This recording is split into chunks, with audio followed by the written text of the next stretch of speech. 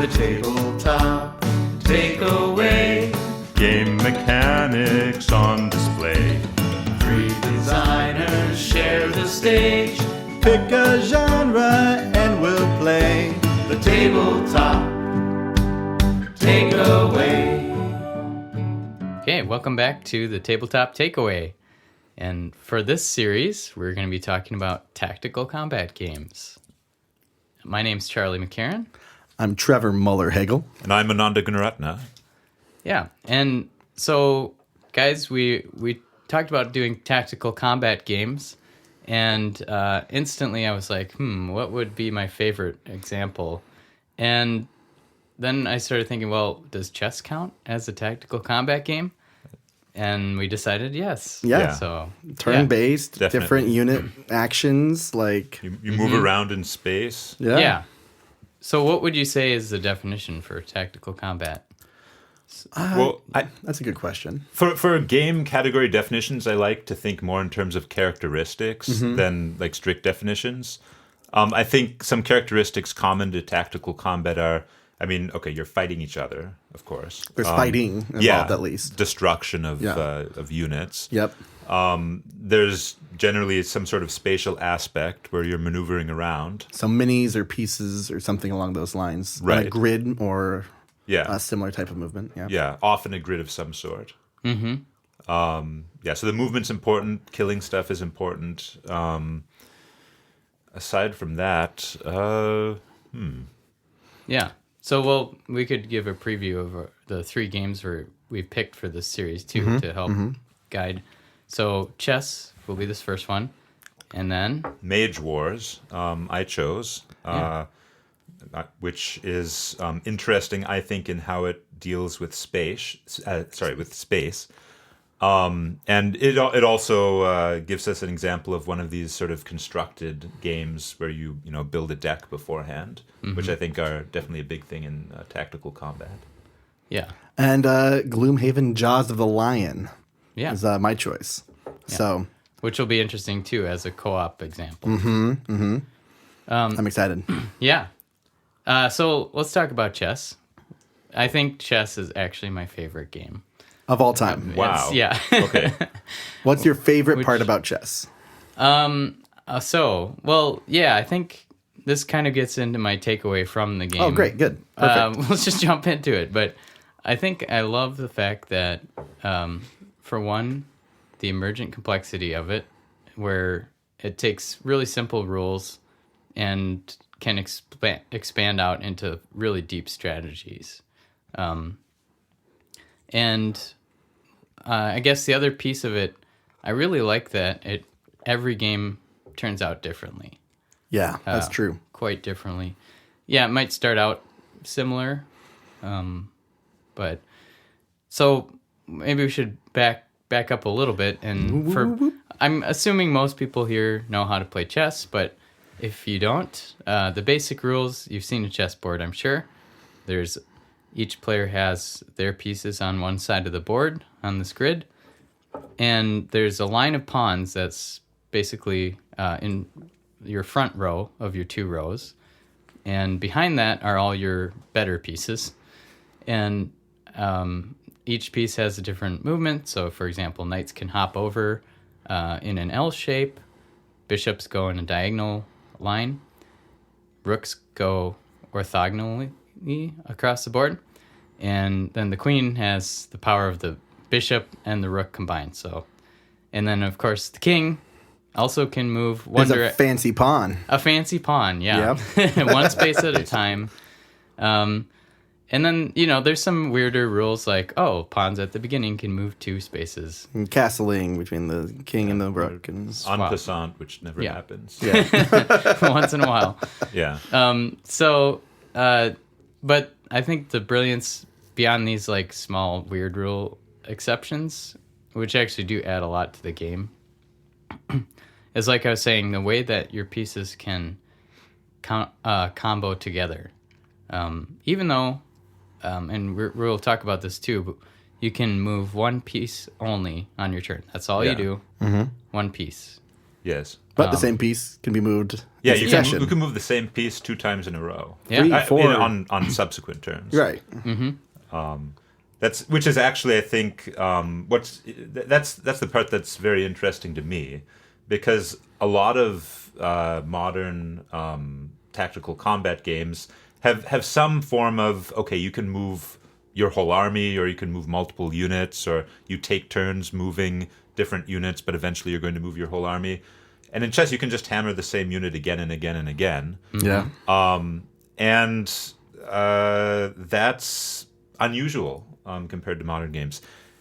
Actually, so a couple weeks back, I discovered this computer game, The Ratch's Den, which is turn-based strategy. So very adjacent to this, right? You're defending a dungeon from invaders. And it also did move one unit at a time, which is very weird for a computer game of that it can style. do so much more. Yeah, like most tactical combat computer games, you move your whole army on your turn. Or there's an initiative per unit. Like, you Yeah. can go crazy with that.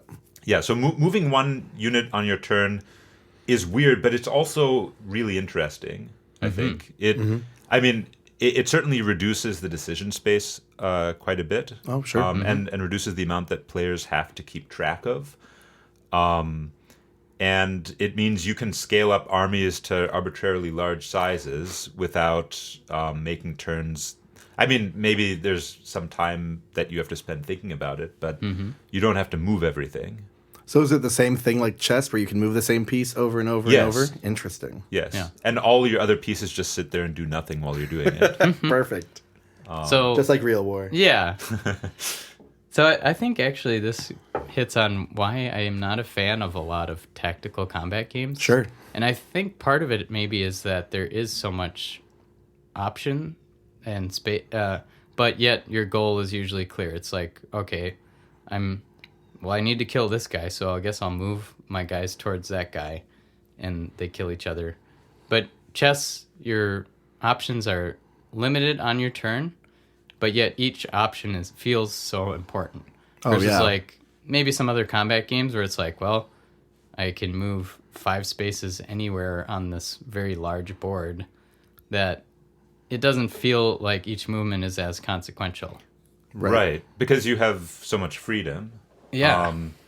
That's a good point. Yeah, I mean, in general, the more freedom players have, the fewer constraints they have in their actions. Actually, the less interesting it is, because There's too much. there's too much to analyze, and you get bored with that, or it's exhausting. And if you can do anything, then nothing has any consequence, right? Yeah. I mean, that's rules. That's why games are interesting. They're interesting because of the restrictions that the rules place. And if you just allow players to, like, oh yeah, you can just take any of the pieces, just grab them and do whatever you want with them, that's not a game. And I think another brilliant piece of it is how the pieces can defend each other. Oh yeah. Because, in another type of combat game, yeah, maybe you have a defender piece, but it's not quite as clear as in chess. It's like, oh, well, because I'm in this space, this piece can defend this piece. If they don't, it will die. There's no health points. Right. There's It's it will die. It is one hit. It's a very natural consequence of the one move per turn, because if you have one piece defending another and the other piece dies, you can respond to that, and your opponent isn't doing anything else in the meantime. So you have that consequence just set up, ready to go. Well, I just thought about, like, what if you did have the ability to move all the pieces in chess on your turn? It's like, God, 16? That is unwieldy. Like, there's no, that's not a game. Yeah. Like we were saying. Like, that's just chaos. Except there is a game like that There is yeah. a game like that. called Feudal. Is it 16, though? I feel like it can't be 16 pieces. Oh, it's maybe even more. Oh, God. It's an old well, game. It's an old game. And that's where we can go into, miniature games, too, miniature war games. And those are very different in terms of, and I don't know enough about them to speak on them. Well, so there is HeroScape, which actually, that was the one I was originally going to do before I swapped to Mage Wars. Okay. But HeroScape has something interesting, which is a little bit like chess, where you activate one unit at a time. Oh, and a unit sure. can be either a hero, which is one big strong guy, or a squad, which is a bunch of little guys. Okay. And in HeroScape, you can activate the same unit multiple times. So what often happens is you send out your army a few pieces at a time. Sure. Because there's not much point in having the other ones out there and vulnerable. Mm-hmm. And then once the advanced forces get worn down, you send out the next wave. Okay. Unless your army has synergies, there's a mechanic called bonding that lets you move other units at the same time. But it's sort of HeroScape's an interesting sort of midway point between moving just one unit at a time and moving your whole army at a time. Sure. And I think it works pretty well for HeroScape compared to what little I know about other miniatures games besides HeroScape. Mm-hmm. Yeah. Absolutely. So what are you guys' takeaways from chess? I know, Trevor, you've played a lot of chess, and you even had a chess variant making project. Yeah, so back in the day, I had a little Patreon setup where I was making a game a month was the idea. And I would do that with making variants for chess, checkers, things like that. And my first thing was like, oh, chess. You have so many different piece types, so many different pieces, like a board that already exists, like... You can just do whatever you want. And so the first one I think I made was Sacrificial Chess, which Charlie played with me. Oops. Yes, I did. I did play that with you. Yeah. And so it's a fun thing because it's actually even more restrictive than normal chess, except you can spend your pawns to purchase the stronger units, but you only start off with pawns. And you have the king still. And so you're still trying to do the same basic premise, which is, defend the king. But the pawns can be spent to make stronger units on the board. Nice. Yeah. Yeah. It's a funky little variant, but like it's just a great space to work in. Mm-hmm. Yeah. Yeah, I thought that was a really cool project. Thanks. Yeah. It was a good time. I kind of wish I would return to it at some point. Yeah. I actually, for my game design class, I taught game design at UW Stout. And our first project we do is chess variant project. Oh, awesome. And it's so fun to see, like my 72 students come up with 72 very different games out of a chessboard and chess pieces and just see, what can you do with it. So if you're a beginning designer or just like interested in trying something, I think a chess variant's a great start. Oh, for sure. Yeah. For my part, I mean, I know we've been talking a lot about moving one unit at a time, and I think that is something that I'm interested in exploring a bit more, especially after seeing how it works in the Ratch's Den. Mm-hmm. Because there's a lot of possibilities there, and I guess I don't see it very much in modern tactical combat games. Mm-hmm. It's just not popular for some reason. I think it might be simulationism. People want combat to feel realistic, and one unit at a time is very, very unrealistic. Yeah. But I think it makes for pretty good gameplay. Mm-hmm. Yeah, and example I always use is I was working on Star Wars Destiny as an intern at Fantasy Flight. Oh, cool. And Lucas Litzinger, really good designer, had this version of it where there was a lot of phases on your turn. Like, okay, I do the deploy my dice, play my cards, then battle you, then you get a chance to defend. And it was like this complicated steps of things. And one night he came back after working on it at night, and he was like, I think I fixed everything. I took out all the phases. I made it just a back and forth. You get to do one action. So you have one action point that can be... So the game is like a customizable deck type game with dice in it. And so one of the actions is roll out your dice for one of your characters, but you don't resolve them right away. You have to spend actions to resolve different types of dice.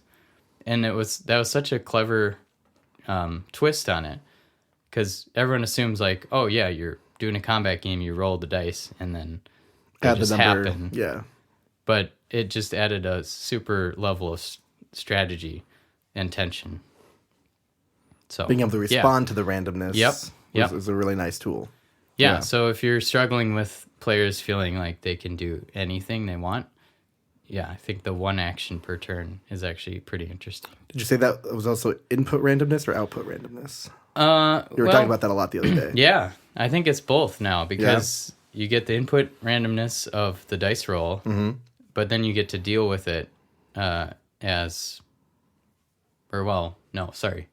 it would be output randomness of you decide which character to use to roll their dice, and that the dice roll is the output randomness. Sure. But then you also make a choice off of that. Yep. So it is kind of both. So you choose, do I use the shield die or heal die or like 2 melee dice at the same time? Or Interesting. Output randomness leading into input randomness. Yeah.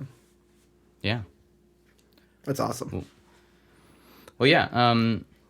One other thing I thought is interesting about chess is the community aspect. Oh, yeah. Because I was trying to think, like, why am I so addicted to chess? Oh, yeah.